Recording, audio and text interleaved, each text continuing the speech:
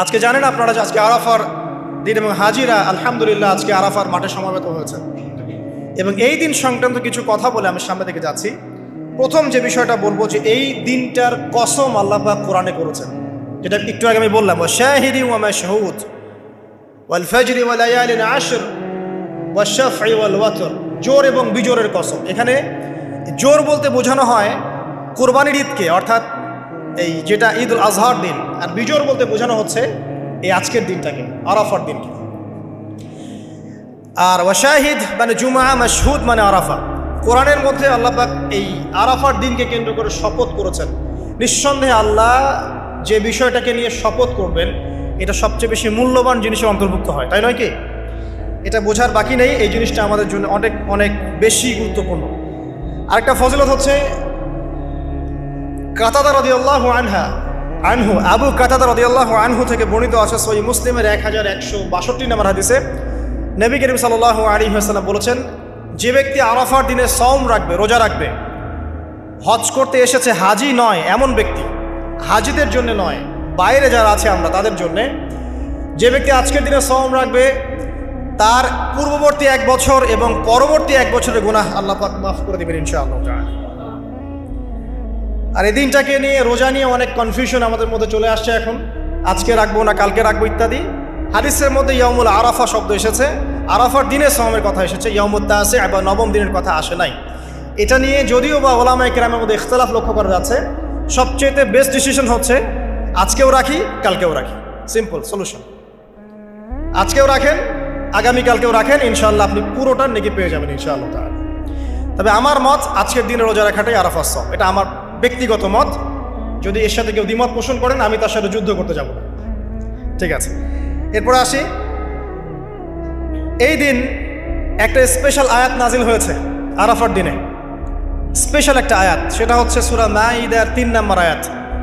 আয়াতটা হচ্ছে আল ইয়াউমা আকমালতু লাকুম দীনাকুম। নবী করিম সাল্লাল্লাহু আলাইহি ওয়াসাল্লাম বিদায় হজের ভাষণ দিলেন, আল্লাহর পক্ষ থেকে আয়াত নাজিল হলো, আল ইয়াউমা আকমালতু লাকুম দীনাকুম, আজকের দিনে আমি তোমাদের উপরে দিন ইসলামটাকে কামেল করে দিলাম। কামেল মানে কি? পরিপূর্ণ করে দিলাম, একদম পরিপূর্ণ। ইসলামে ঢোকানোরও কিছু সুযোগ নাই, বের করারও কোনো সুযোগ অবকাশ নাই। ওয়া আতমামতু আলাইকুম নি'মাতি, তোমাদের উপর আমার নিয়ামতকে পরিপূর্ণতা দান করলাম। ওয়া রাদিতু লাকুমুল ইসলাম দীনান, এবং দিন ইসলামকে তোমাদের উপর মনোনীত করে আমি সন্তুষ্ট হয়ে গেলাম। সুবহানাল্লাহ। এটা কিন্তু একটা কনক্লুসিভ আয়াত, মানে দীর্ঘ 23 বছর নবী সাল্লাল্লাহু আলাইহি ওয়াসাল্লাম স্ট্রাগল করেছেন, দিন প্রচার করেছেন, প্রসার করেছেন, প্রতিষ্ঠা করেছেন। এরপর আল্লাহ পাক একটা কনক্লুসিভ আয়াত নাজিল করে এই দিনটার মধ্যে একটা ইতিবাচক ভূমিকা টেনে দিলেন। অতএব এই দিনটা খুশির, এই দিনটা আনন্দের, এবং এই দিনটা ইবাদতের, উদযাপন করার, এটা আমাদের সংস্কৃতি। আমি এর বিষয়ে একটু পরে কথা বলছি ইনশাআল্লাহ। এরপরে চলে আসেন, আজকের দিন একটা দুটো দোয়া আপনারা পড়বেন স্পেশালি। একটা হলো তাকবীর, যেটা আমরা দেই, আল্লাহু আকবার আল্লাহু আকবার লা ইলাহা ইল্লাল্লাহ ওয়াল্লাহু আকবার আল্লাহু আকবার ওয়ালিল্লাহিল হামদ, এবং আইয়ামে তাশরিকের শেষ পর্যন্ত, মানে ঈদুল আজহার 3 দিন পর্যন্ত এটা পড়তেই থাকবেন ইনশাআল্লাহ তাআলা। আর সকল নবীগণের একটা শ্রেষ্ঠ দোয়া আছে, যত নবী ছিলেন পৃথিবীতে তারা সবাই যত দোয়া করেছেন তার মধ্যে একটা দোয়াকে শ্রেষ্ঠ বলা হয়। শিখিয়ে দেব কোনটা? সেটা হলো লা ইলাহা ইল্লাল্লাহ ওয়াহদাহু লা শারীকা লাহ লাহুল মুলক ওয়া লাহুল হামদ ওয়া হুয়া আলা কুল্লি শাইইন কাদির। এই দোয়াটা দিনে যে ব্যক্তি 100 বার পড়বে, দিনে যে ব্যক্তি 100 বার পড়বে, ওই দিন আল্লাহর লিস্টে ওই ব্যক্তি ছাড়া বেশি আমলকারী কেউ হতে পারবে না। তবে সেই ব্যক্তি ব্যতীত যে এর চেয়ে বেশি পড়েছে, কেউ 200 300 500 পড়েছে, তখন সে বেশি র্যাঙ্কিংয়ে শীর্ষে চলে যাবে আর কি। মিনিমাম 100 বার। আরও ফজিলত হচ্ছে 100 বার যদি আপনি পড়েন, ওই দিন শয়তান আপনাকে স্পর্শ করতে পারবেন ইনশাআল্লাহ, এবং আপনার আমলনামা থেকে 100 গুনাহ মিটিয়ে ফেলা হবে, 100 নেকি লিখে দেওয়া হবে ইনশাআল্লাহ। অতএব আজকে আমরা এই দোয়াটা পড়তে পারি, লা ইলাহা ইল্লাল্লাহ ওয়াহদাহু লা শারীকা লাহ লাহুল মুলক ওয়া লাহুল হামদ ওয়া হুয়া আলা কুল্লি শাইইন কাদির। এরপরে আসেন, এই দিন একটা ফজিলত হচ্ছে, আজকের দিনটা হচ্ছে হজের দিন, হজ আকবরের দিন। আমরা অনেকেই হজটাকে তুচ্ছ মনে করি, অনেকের সামর্থ্য আছে কিন্তু হজ করতে যাই না। আছেন এমন মানুষ? দুনিয়ার চাকচিক্য নিয়ে ব্যস্ত আছে, কিন্তু হজ ফরজ হয়ে গেছে সেই কবে হজ করতে যাই না। মনে করি মেয়ের বিয়ে দিয়ে শেষ বয়সে যাব, তাই না? অথচ হজ করতে হয় ইয়াং বয়সে, যদি সামর্থ্য থাকে ইয়াং বয়সে হজ করতে হবে। আমরা কিছু ফজিলত জেনে নেই এবং আল্লাহর কাছে দোয়া করি, আল্লাহ পাক আজকে আমাদের এই ক্ষুদ্র মসজিদে যত মুসল্লি উপস্থিত আছে আল্লাহ পাক সবার তাকদিরে হজে আকবার নসিব করুন, আমিন। এবং মাকবুল আর মাবরুর হজ করার তৌফিক আল্লাহ পাক আমাদের সবাইকে দান করুন, আমিন। একটা হাদিস আছে, বুখারী মুসলিম দুইটা কিতাবে এসেছে,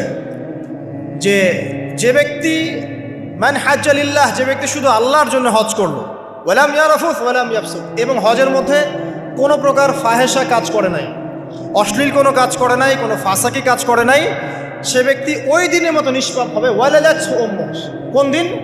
ইয়াউমু ওয়ালাদাতহু উম্মুহ, যেদিন তার মা তাকে জন্ম দিয়েছে। এটা সবচেয়ে বড় বেনিফিট। আরেকটা হাদিসে আছে যে মাকবুল হজ, একটা মাকবুল হজের জাযা জান্নাত ছাড়া আর কিছুই না। একটা মাকবুল হজের জাযা বা প্রতিদান হচ্ছে জান্নাত ছাড়া আর কিছুই না।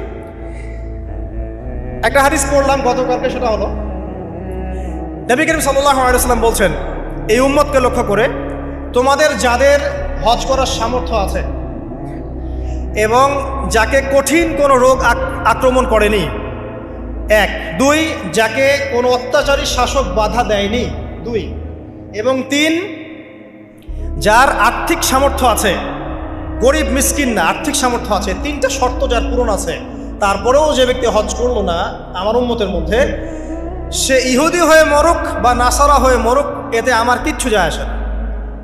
নাউযুবিল্লাহ, শুনতে পাচ্ছেন কথা? হজের সামর্থ্য আছে, রোগ নাই, অর্থনৈতিক সামর্থ্য আছে, কোনো শাসক তাকে বাধাও দিচ্ছে না, এরপরেও সে হজ করলো না, নবীজি বলছেন এ ইহুদি হয়ে মারা যাক বা নাসারা হয়ে মারা যাক, এতে আমার কিচ্ছু যায় আসে না। নাউযুবিল্লাহ। তারপরে শোনেন, 3 শ্রেণীর মানুষ আল্লাহ রাব্বুল আলামিনের মেহমান। 3 শ্রেণীর মানুষ আল্লাহ পাকের মেহমান। 1 নাম্বার হচ্ছে গাজী। গাজী মানে কি? ইসলামের জন্য যুদ্ধ করেছে, অন্য কোনো জন্য নয়, দিন ইসলামের জন্য যুদ্ধ করেছে, বিজয় লাভ করেছেন, নাম কি? গাজী। এই ব্যক্তি আল্লাহর মেহমান। যেমন আবু বকর সিদ্দিক, ওমর, ওসমান, আলী রাদিয়াল্লাহু আনহুম, তারা ইসলামের জন্য যুদ্ধ করেছিলেন না, তারা তখন গাজী হিসেবে বেঁচেছিলেন। ঠিক আছে। 2 নাম্বার হচ্ছে মুআতামির, মানে ওমরাকারী, যে ব্যক্তি ওমরা করতে গিয়েছে সে আল্লাহর মেহমান। আর 3 নাম্বারে যে হাজি, যে ব্যক্তি হজ করতে গিয়েছে সে আল্লাহ পাকের মেহমান। আমাদের একটা কর্তব্য আছে, এটাও একটা হাদিসে এসেছে, নবী করিম সাল্লাল্লাহু আলাইহি ওয়াসাল্লাম বলেছেন, ইদা লাকিতাল হাজ, যখন তুমি কোনো হাজির সাথে দেখা করবে, সাক্ষাৎ পাবে, ফাসাল্লিমু আলাইহি, তখন তাকে সালাম দিও, এবং তার সাথে মুসাফা করবে। তার সাথে কি করবে? মুসাফা করবে। এখন 1 হাতে না 2 হাতে এই তর্কে যাওয়ার দরকার নেই, মুসাফা করেন।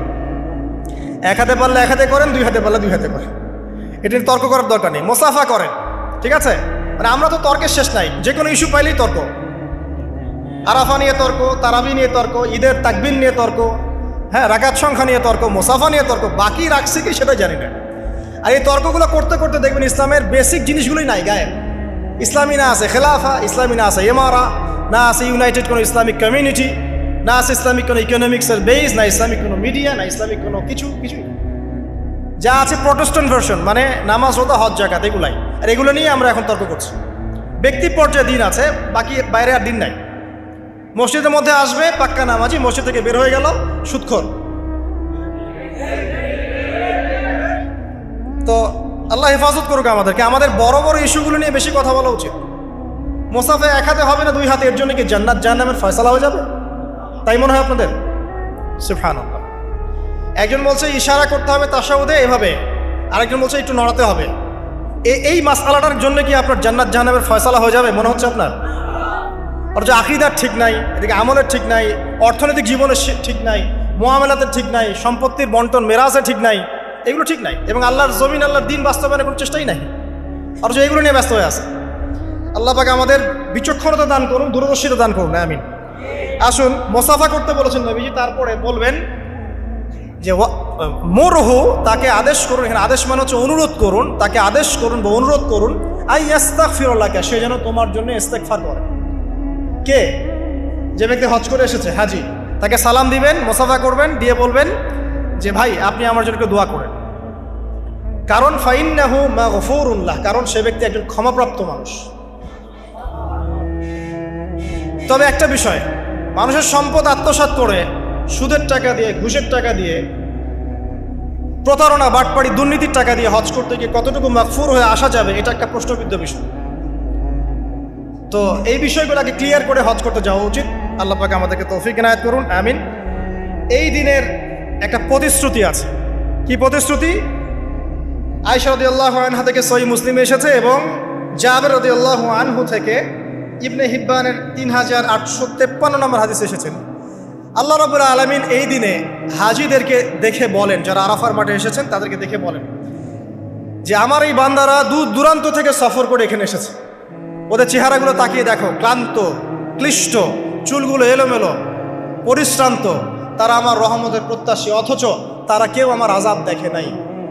হে ফেরেশতারা, তোমরা সাক্ষী থাকো, আমি তাদের সবাইকে মাফ করে দিলাম। এবং নবী সাল্লাল্লাহু আলাইহি ওয়াসাল্লাম বলছেন যে আজকের দিনে যত মানুষকে আল্লাহ পাক জাহান্নাম থেকে মুক্তি দিবেন, অন্য কোনো দিনে এত মানুষকে আল্লাহ পাক মুক্তি দিবেন না। আল্লাহ পাক আমাদেরকে সবাইকে জাহান্নাম থেকে মুক্তি দান করুন, আমিন। তো শেষ যে বিষয়টার দিকে টাচ করে আমি কনক্লুশন দিকে যাব, সেটা হলো উম্মতে মুহাম্মাদির জন্য আজকের দিনের মধ্যে স্পেশাল কি বলেন তো? এটা হচ্ছে আমাদের মূল পয়েন্ট। আজকের দিনে ফজিলত জানলাম, আমরা আমলগুলো জানলাম, সব ঠিক আছে, কিন্তু আমাদের জন্য আসলে স্পেশাল কি জিনিস? আমাদের জন্য আজকের দিনের স্পেশাল যে বিষয় সেটা হলো আজকের দিনে দিন ইসলাম পূর্ণতা লাভ করেছে। ইসলামের পূর্ণতা দিবস আজকে। 23 বছর দিন ইসলাম প্রচার করার পরে আজকের দিন আল্লাহ পাক বলেছেন দিন পূর্ণ করে দিলাম। ইহুদিরা বলছিলেন যে আজকের দিন এই আয়াতটা যদি আমাদের উপর নাজিল হতো আমরা তাহলে ঈদ পালন করতাম। নবীজি বললেন এটা আমাদের ঈদের দিনই, এটাও আমাদের ঈদের দিন, সমস্যা। তো আমাদের সবচেয়ে ইম্পর্টেন্ট জায়গা এটা যে আজকের দিনে দিন ইসলাম পূর্ণতা লাভ করেছে। এখন ইসলাম যে পূর্ণতা লাভ করলো, এই দিবসটা কতজন জানে যে আজকের দিন ইসলাম পূর্ণতা লাভের দিন? আমরা অনেক দিবসের কথা জানি, আন্তর্জাতিক দিবস, জাতীয় দিবস, পারিবারিক দিবস, জন্মদিন, মৃত্যুদিন, হ্যাঁ, অনেক দিবসের কথা আমরা জানি। ইসলামের পূর্ণতা দিবস কতদিন জানেন? কতজন জানেন? দেখেন, সাংস্কৃতিক আগ্রাসন কোথায় আপনার মূল জায়গাটা নিয়ে যাওয়া হয়েছে। শেকড় ভুলে গেছে মানুষ। এখন মানুষ শেকড় ভুলে বিদেশিদের সংস্কৃতি লালন করছে, কোনো কোনো ক্ষেত্রে বিদেশি প্রভুদের দাসত্ব করছে। 23 বছর নবী সাল্লাল্লাহু আলাইহি ওয়াসাল্লাম দিনের জন্য অক্লান্ত মেহনত করেছেন। ওয়াহি আসার পর থেকে প্রথম 3 বছর গোপন দাওয়াত দিয়েছেন, একদম গোপনে গোপনে দাওয়াত দিয়েছেন। আবু বকর, ওসমান, ওমর, আলী এরকম কিছু সাহাবী ইসলাম কবুল করেছেন। আস্তে আস্তে দাওয়াত প্রচার লাভ করেছে। যত প্রসার হয়েছে তত মানুষের অত্যাচার বেড়েছে। এক পর্যায়ে তাকে সাহাবী থেকে আবিসিনায় হিজরত করতে পাঠাতে হয়েছে। তারপর তিনি তায়েফে গিয়েছেন, ওখান থেকে রক্তাক্ত হয়ে মক্কা এসেছেন। আবার সেখান থেকে ইয়াসরিব, মদিনায় গিয়েছেন। ইয়াসরিবের মানুষ ইসলাম কবুল করেছিল। তারা নবী সাল্লাল্লাহু আলাইহি ওয়াসাল্লামকে আশ্রয় দিলেন, সাহাবীদেরকে আশ্রয় দিলেন। নবীজি সেখানে গিয়ে একটা ইসলামিক কমিউনিটি গড়লেন, মসজিদে নববী গড়লেন, সেখানে অর্থনীতি স্ট্রং করলেন, সেখানে একটা ইমারা গঠন করলেন, সেখানে একটা জামা গঠন হলো। এরপরে যখন মুশরিকরা তাদেরকে আক্রমণ করতে শুরু করলো, তখন বদরের যুদ্ধ হয়ে গেল। তারপর উহুদ, তারপর খন্দক, তারপর আপনার এই যে হুদাইবিয়া, খাইবার, হতে হতে চলতে থাকলো। এক পর্যায়ে পররাষ্ট্রনীতি অ্যাপ্লাই করলেন। রোমের সম্রাটকে দাওয়াত দিচ্ছেন, মিশরের মুকাউকিয়াসকে দাওয়াত দিচ্ছেন, পারস্যের খসরুকে দাওয়াত দিচ্ছেন, সব জায়গায় দাওয়াতি কাজ ছড়িয়ে পড়তে লাগলো। 23 বছর অক্লান্ত পরিশ্রম। এক পর্যায়ে এই যে শেষে, একদম জীবনের শেষ পর্যায়ে এসে তিনি বিদায় হজ করলেন। একটাই হজ করেছেন তিনি, নবী সাল্লাল্লাহু আলাইহি ওয়াসাল্লাম একটা হজই করেছেন জীবনে। এবং সেই হজের দিন যখন এই ভাষণ তিনি দিচ্ছেন, তখন আল্লাহ পাক এই আয়াতটা নাজিল করে দিনটাকে পরিপূর্ণতা দান করলেন। আজকের দিনের মূল শেকড়টা কোথায় বুঝতে পারছেন? এই 23 বছরের দাওয়াতি জীবনের পরিসমাপ্তি এখানে। আজকের দিনের পরে আসলে পূর্ণাঙ্গ কোনো সূরা নাজিল হয়নি। সর্বশেষ নাজিল হয়েছে সূরা নাসর, ইযা জাআ নাসরুল্লাহি ওয়াল ফাজর। এরপরে বিচ্ছিন্ন 2-1টা আয়াত নাজিল হয়েছে, কিন্তু পূর্ণাঙ্গ আর কোনো সূরা নাজিল হয়নি। আজকের দিনের পর নবী সাল্লাল্লাহু আলাইহি ওয়াসাল্লাম মাত্র 80 বা 83 দিন বেঁচে ছিলেন। সর্বশেষ যে কথাটা আমরা শুনবো এখন, সেটা হলো নবী করিম সাল্লাল্লাহু আলাইহি ওয়াসাল্লাম আজকের এই দিনে জনগণকে উদ্দেশ্য করে কিছু কথা বলেছিলেন। এই কথাগুলো বলে তিনি আজকের হজটা শেষ করেছেন। আমরা অনেকেই এই ভাষণটা সম্পর্কে জানি না। আমরা অনেক ভাষণ নিয়ে এখন গর্ব করি। নবী করিম সাল্লাল্লাহু আলাইহি ওয়াসাল্লামের এই যে সর্বশ্রেষ্ঠ ভাষণ, এটা কতজন জানেন? বিদায় হজের ভাষণ। কতজন জানেন বিদায় হজের ভাষণে নবী সাল্লাল্লাহু আলাইহি ওয়াসাল্লাম কি বলেছিলেন উম্মতকে? আমরা একটু আপনাদেরকে শোনাবো, শুনিয়ে ইনশাআল্লাহ লেকচারটা শেষ করব।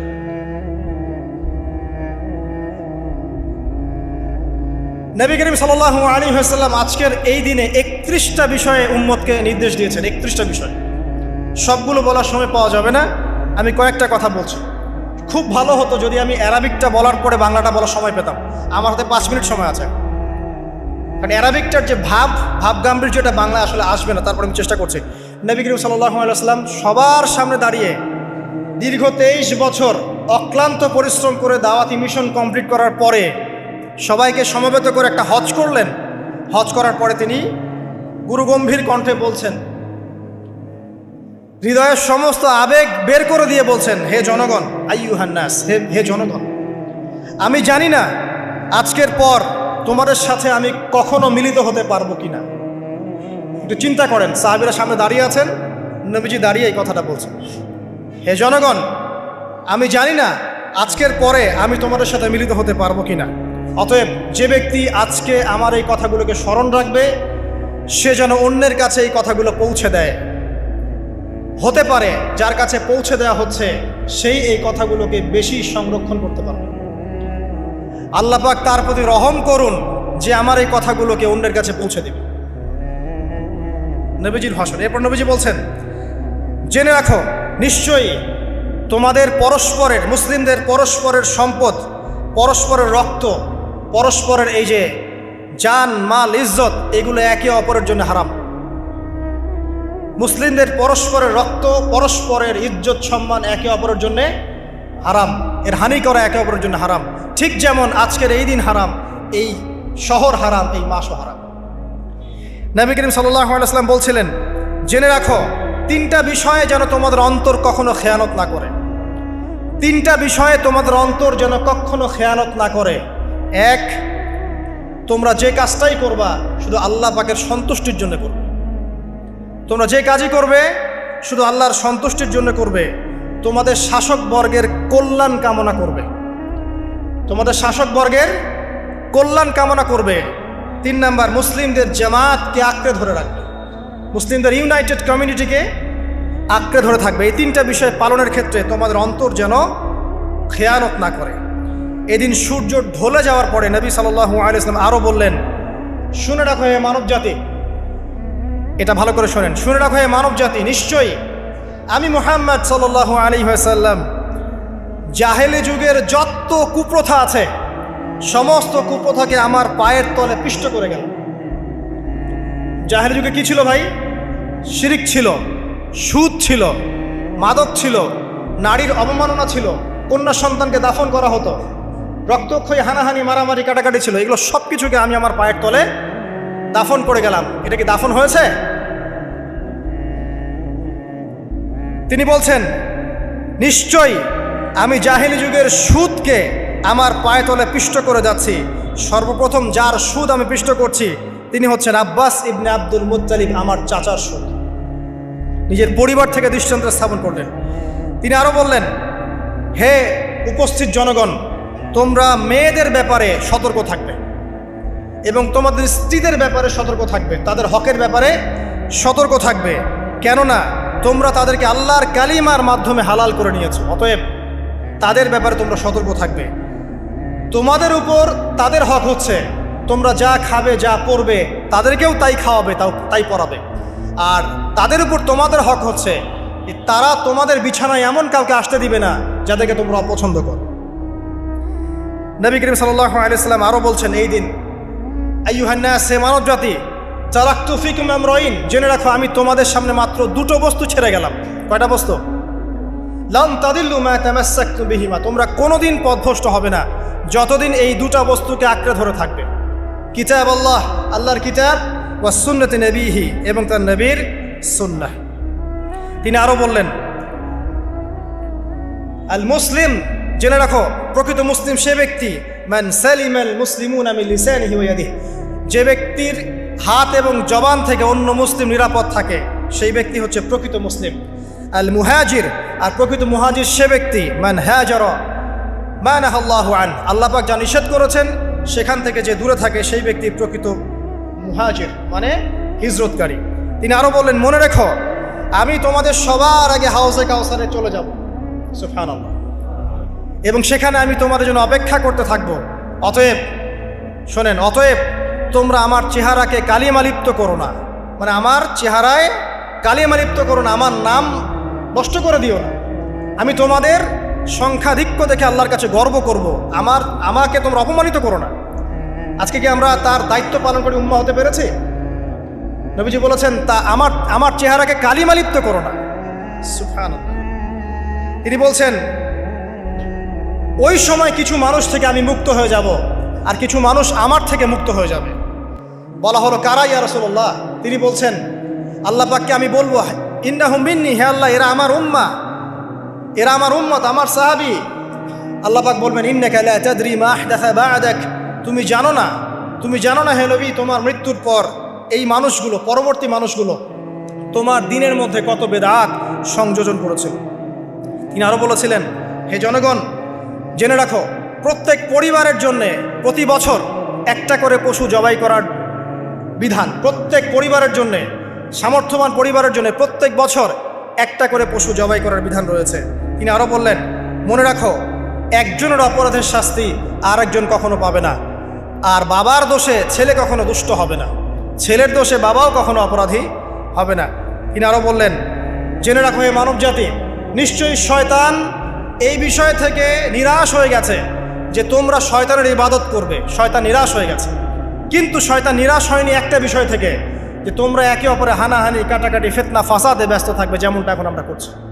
আমরা কিন্তু সরাসরি কখনো শয়তানের ইবাদত করছি না, করছি, কিন্তু মুসলিমরা এখন পরস্পরে হানাহানি, কাটাকাটি, ফাসাদে লিপ্ত আছে। তিনি আরো বললেন যে একজন মুসলিমের জন্য হালাল নয় অন্য মুসলিমের সম্পদ আত্মসাৎ করা, যতক্ষণ না সে স্বেচ্ছায় খুশি মনে তোমাকে সম্পদ প্রদান করে। অতএব তোমরা একে অপরের প্রতি জুলুম করবে না। তিনি আরো বললেন, সাবধান, আমার ইন্তেকালের পরে তোমরা একে অপরের গর্দান উড়িয়ে কাফের হয়ে যেও না। সাবধান, আমার ইন্তেকালের পর তোমরা একে অপরের গর্দান উড়িয়ে কাফের হয়ে যেও না। তিনি আরো বলেছেন, একজন মুসলিম আরেকজন মুসলিমকে গালি দিতে পারে না। যদি একজন মুসলিম আরেকজন মুসলিমকে গালি দেয়, এটা হচ্ছে ফাসিকি, এবং একজন মুসলিম যদি আরেকজন মুসলিমের সাথে যুদ্ধ করে, এটা হবে এক প্রকার কুফরি। তিনি আরো বলেছেন, হে জনগণ জেনে রাখো, আমার পরে কোনো নবী নেই, আর আমার পরে তোমরা ব্যতীত আর কোনো উম্মত নেই। এর চেয়ে স্পষ্ট কথা হতে পারে? আমার পরে কোনো নবী নেই, আর আমার পরে তোমরা ছাড়া কোনো উম্মত নেই। তাহলে আমরা যখন নতুন নতুন নবী বানিয়ে নিচ্ছি, কোনো কোনো ক্ষেত্রে বলছি একজন ব্যক্তি ছিলেন, সে নিজে ঈসাও ছিল, সে মাহদিও ছিল, সে নবীও ছিল, এবং দিন দিন মানুষ এই খাতায় নাম লেখাচ্ছে, সুবহানাল্লাহ। সর্বশেষ তিনি বললেন যে যদি তোমাদের উপরে, হে মানব জাতি জেনে রাখো, যদি তোমাদের উপরে একটা নাক কাটা কালো কুৎসিত কোনো আমির বা শাসকও চলে আসেন, এবং সে যদি তোমাদেরকে আল্লাহর রাস্তায়, আল্লাহর কিতাব সুন্নাহ অনুযায়ী পরিচালিত করেন, তোমরা অবশ্যই তার আনুগত্য করবে, তার বিরুদ্ধে বিদ্রোহ করবে না, তার আনুগত্য করবে। জেনে রাখো, শেষে তিনি বলেন, জেনে রাখো হে মানব জাতি, আজকে থেকে কুল্লুকুম মিন আদম, তোমরা সবাই আদম সন্তান, ও আদামু মিন তুরাব, আর আদম হচ্ছে মাটির সন্তান। আরবের উপর অনারবের, অনারবের উপর আরবের, সাদার উপর কালোর, কালোর উপর সাদার, লালের উপর কালোর, অথবা কালোর উপর লালের কোনো রকম প্রাধান্য নাই, ইল্লা তাকওয়া, শুধু তাকওয়া ব্যতীত। যে ব্যক্তি বেশি মুত্তাকি, সে আল্লাহর কাছে বেশি মর্যাদার অধিকারী হবে ইনশাআল্লাহ তাআলা। সর্বশেষ তিনি আঙ্গুলটা উঁচু করলেন, নিজের শাহাদাত আঙ্গুল উঁচু করে আকাশের দিকে তাকালেন, এরপর জনগণের দিকে তাকালেন, তাকিয়ে বললেন যে তোমাদের ব্যাপারে, হে জনগণ, তোমাদের ব্যাপারে আমাকে আল্লাহ জিজ্ঞাসা করবেন, ফামা আনতুম কাইলুন, তোমরা ওই সময় কি বলবে আমার সম্পর্কে? তখন সাহাবীরা বললেন, আমরা বলবো যে আপনি বাল্লাগতা রিসালাতাক, আপনি আপনার রিসালাত পৌঁছে দিয়েছেন, ওয়াজ্জা আমানাতাক, আপনার আমানত পূর্ণ করেছেন, ওয়া নাসাহতা উম্মাতাক, এবং আপনি আপনার উম্মতকে নসিহত করেছেন। এরপরে তিনি আকাশের দিকে তাকিয়ে বললেন, আল্লাহুম্মা ফাশহাদ, হে আল্লাহ আপনি সাক্ষী থাকেন, আল্লাহুম্মা ফাশহাদ, হে আল্লাহ আপনি সাক্ষী থাকেন, আল্লাহুম্মা ফাশহাদ, হে আল্লাহ আপনি সাক্ষী থাকেন যে আমি আমার দায়িত্ব পৌঁছে দিয়েছি। এরপরে নাজিল হলো, আল ইয়াউমা আকমালতু লাকুম দীনাকুম ওয়া আতমামতু আলাইকুম নি'মাতি ওয়া রাদিতু লাকুমুল ইসলাম দীনান। এই হলো বিদায় হজ, আজকের এই আরাফার প্রেক্ষাপট। আমরা কতজন এটা নিয়ে চিন্তা করেছি? 1 মিনিট একটু বলে শেষ করি। দেখেন, শেষ ওসিয়ত যেগুলো হয় মানুষের, এটা খুব হৃদয় বিদারক হয় না? বাবা ইন্তেকাল করছেন, সন্তানের জন্য ওসিয়ত করে যাচ্ছেন, মাকে দেখিস ইত্যাদি ইত্যাদি, হৃদয় বিদারক হয় না? মানুষ সারা জীবন মনে রাখে না? বাট আমরা আমাদের এই ন্যাশন, এই উম্মাহ, নবী সাল্লাল্লাহু আলাইহি সাল্লামের উম্মাহ বলে আমরা যারা দাবি করছি, আমাদের মধ্যে বেশিরভাগ মানুষ নবী সাল্লাল্লাহু আলাইহি সাল্লামের শেষ এই নসিহতগুলো ভুলে গেছি আমরা। নসিহতগুলোর মধ্যে সবচেয়ে ইম্পর্টেন্ট ছিল শিরক থেকে দূরে থাকা, সুদ থেকে দূরে থাকা, মুসলিম ভেদাভেদ না করা, শাসকের কল্যাণ কামনা করা, বিদ্রোহ না করে শাসককে উত্তম নসিহত করা। এবং আরেকটা হাদিসে তিনি বলেছিলেন 5 ওয়াক্ত সালাত আদায় করবে, সওম পালন করবে, রমজান মাসে সাধ্যমতো সাদাকা করবে, মুসলিমদের জামাত আঁকড়ে ধরবে, ইনশাআল্লাহ হাসতে হাসতে জান্নাতে প্রবেশ করবে। আও কামা ক্বালা আলাইহিস সালাম। জাহেলি যুগের সমস্ত প্রথা ছেড়ে দেওয়া ছিল আজকের দিনের মূল মর্ম, আমরা ছাড়তে পারছি না। সুদ ছেড়ে দেওয়া ছিল মূল মর্ম, ছাড়তে পারছি না। শিরক থেকে বের হতে পারছি না। বেদাতীদের ব্যাপারে ধমক দেওয়া হয়েছে, বেদাত ছাড়তে পারছি না। খেয়াল করে দেখেন, মুসলিম হানাহানি কাটাকাটি এখনও ছাড়তে পারছি না। ইভেন ধর্মতাত্ত্বিকভাবেও আমরা বহু দল এবং উপদলে বিভক্ত হয়ে গেছে, কারোর সাথে কারো ঐক্য নাই। সব মিলিয়ে নবী সাল্লাল্লাহু আলাইহি ওয়াসাল্লামের শেষ ওসিয়তগুলো, কিতাব এবং সুন্নাহ আঁকড়ে ধরা, এটা আমরা সবাই আঁকড়ে ধরতে পারছি না। আজকের এই দিবসগুলো এই জন্যই আল্লাহ পাক বারবার ফিরিয়ে দেন, যাতে করে এগুলো নিয়ে আলোচনা হয়, আমরা এগুলো জানতে পারি এবং আমল করতে পারি, এই চেতনাগুলো লালন করতে পারি, নিজেরাও শিখি, পরিবারকেও শেখাই, আগামী প্রজন্মকেও শেখাই ইনশাআল্লাহ তাআলা। আশা করছি ইনশাআল্লাহ আমরা যদি নাও পারি, একসময় এমন একটা প্রজন্ম আসবে যারা নবী সাল্লাল্লাহু আলাইহি ওয়াসাল্লামের উম্মার মতো উম্মাহ হবে ইনশাআল্লাহ। অতএব প্রিয় দিনী ভাইয়েরা, আসুন আজকের দিন, জুমার দিন, আমরা এই দিনে ইবাদতগুলো বাড়িয়ে দেই, আরাফা, সাওম এবং দোয়া, জিকির আজগারগুলো বাড়িয়ে দেই, একই সাথে আসন্ন কুরবানির প্রস্তুতি গ্রহণ করি। এবং আজকের দিনে, আরাফার এই দিনে হাজিদের সাথে আমরাও শরীক হয়ে আল্লাহর কাছে বলি যে আল্লাহু আকবার, আল্লাহু আকবার, লা ইলাহা ইল্লাল্লাহ, আল্লাহু আকবার, আল্লাহু আকবার, ওয়ালিল্লাহিল হামদ। এবং নবী করিম সাল্লাল্লাহু আলাইহি ওয়াসাল্লাম রেখে যাওয়া এই যে শেষ বাক্যগুলো, এগুলো সবার কাছে পৌঁছে দেই। যে ব্যক্তি পৌঁছাবে তার উপর আল্লাহ পাক রহম করবে ইনশাআল্লাহ। এবং নিজেরা আমল করার চেষ্টা করি। আল্লাহ পাক আমাদের সবাইকে